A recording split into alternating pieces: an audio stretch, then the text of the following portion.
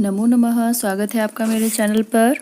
आज हम 7वीं कक्षा की पाठ्य पुस्तक वसंत भाग 2 में पाठ 16 पढ़ने वाले हैं, जिसका शीर्षक है भोर और बरखा। सबसे पहले मीराबाई का जीवन परिचय जान लेते हैं। मीराबाई का जन्म सन 1498 ईस्वी के लगभग राजस्थान में मेड़ता के पास चौकड़ी गांव में हुआ था। उनके पिता का नाम रत्न सिंह था। नरसिंह जी का मायरा राम गोविंद, राग सोरठ के पद, गीत गोविंद की टीका, मीराबाई की मल्हार, राग विहाग एवं फुटकर पद तथा गरबा गीत आदि मीरा की प्रसिद्ध रचनाएं हैं। तो चलिए अब मीराबाई जी के द्वारा रचित इस कविता भोर और बरखा का आनंद लेते हैं। जागो बंसी वारे ललना, जागो मोरे प्यारे, रजनी बीती भोर भयो है, घर घर खुले किंवारे। गोपी दही मथत सुनियत हैं कंगना के झनकारे, उठो लाल जी भोर भयो है, सुर नर ठाढ़े द्वारे। ग्वाल बाल सब करत कुलाहल, जय जय शब्द उचारे, माखन रोटी हाथ मह लीनी, गौवन के रखवारे। मीरा के प्रभु गिरधर नागर, शरण आया को तारे।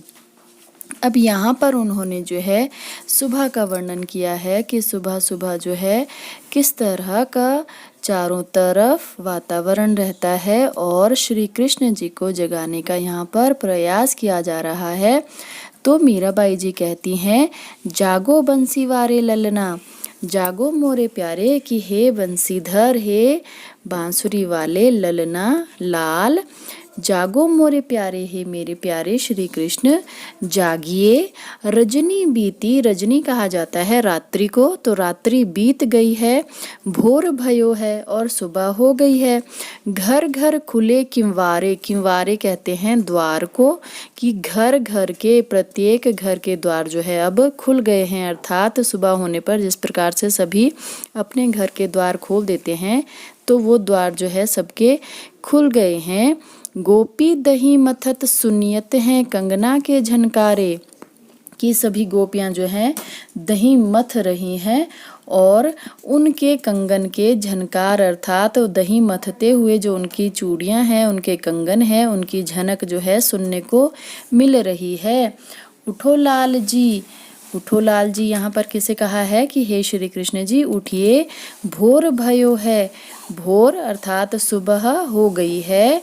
सुर नर, सुर कहा जाता है देवताओं को और नर अर्थात मानव, देवता और मनुष्य सभी आपके द्वार पर ठाड़े अर्थात खड़े हैं। सभी जो है आपके दर्शन के लिए उतावले हैं, आपके द्वार पर सभी खड़े हैं। ग्वाल बाल सब करत कुलाहल, जय जय शब्द उचारे, और सभी ग्वाल बालक जो है, कुलाहल होता है शोर, सभी शोर मचा रहे हैं। क्या शोर मचा रहे हैं कि जय जय शब्द उचारे, वो जो है आपकी जय घोष कर रहे हैं, आपके लिए जयकार शब्द जो है वो उच्चारण कर रहे हैं। माखन रोटी हाथ मह लीनी, गौवन के रखवारे, कि जो गौओं के रखवाले हैं, जो ग्वाले हैं, उन्होंने गौएं चराने की तैयारी कर ली है, अर्थात उन्होंने माखन रोटी जो है हाथ में ली हुई है, अर्थात अब वो गौएं चराने के लिए जाने वाले हैं। मीरा के प्रभु गिरधर नागर, शरण आया को तारे, कि मीरा के प्रभु जो गिर को धारण करने वाले हैं, वो अपनी शरण में आए हुए लोगों को तारते हैं, अर्थात उनका उद्धार करते हैं। अगला देखिए, बरसे बदरिया सावन की, सावन की मन भावन की, सावन में उमगियो मेरो मनवा, भनक सुनी हरियावन की। उमड़ घुमड़ चहु दिस से आया, दामिन दम के झर लावन की, नन्ही नन्ही बूंदन मेहा बरसे, शीतल पवन सुहावन की। मीरा के प्रभु गिरधर नागर, आनंद मंगल गावन की। अब यहाँ पर वो क्या कह रही हैं कि सावन की जो ऋतु होती है, जो सावन का महीना होता है, उस समय जो है कितना मनभावन और मनमोहक दृश्य होता है। ऐसे में वो श्री कृष्ण के आने की आस लगाए बैठी हैं और वो क्या कहती हैं कि बरसे बदरिया सावन की, कि सावन के बादल जो हैं बरस रहे हैं, सावन की मनभावन की, और किसकी, उस सावन की जो कि बहुत ही मन भावन या सुहावना होता है, मन को अच्छा लगने वाला जो मौसम होता है, जो ऋतु सबको भाने वाली होती है, उस सावन की बदरिया अर्थात बादल बरस रहे हैं। सावन में उमगियो मेरो मनवा, कि इस सावन में मेरा मन जो है उमगियो अर्थात उमंग से भर गया है, खुशी उल्लास से भर गया है। भनक सुनी हरियावन की, और उल्लास से क्यों भरा? क्योंकि उन्हें हरि के आने की भनक सुनी अर्थात आवाज या आहट सुनाई दे रही है, हरि अर्थात कृष्ण के आने की।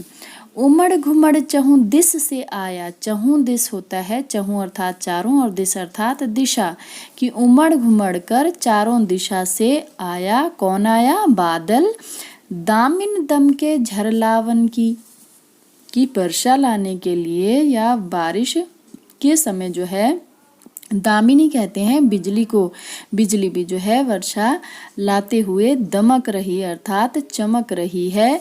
नन्ही नन्ही बूंदन मेहा बरसे, कि नन्ही नन्ही बूंदे जो है मेहा बरसे अर्थात वह वर्षा कर रही हैं और बादल से नीचे आ रही हैं, बादलों को छोड़कर जो है नन्ही नन्ही बूंदें धरती पर आ रही हैं।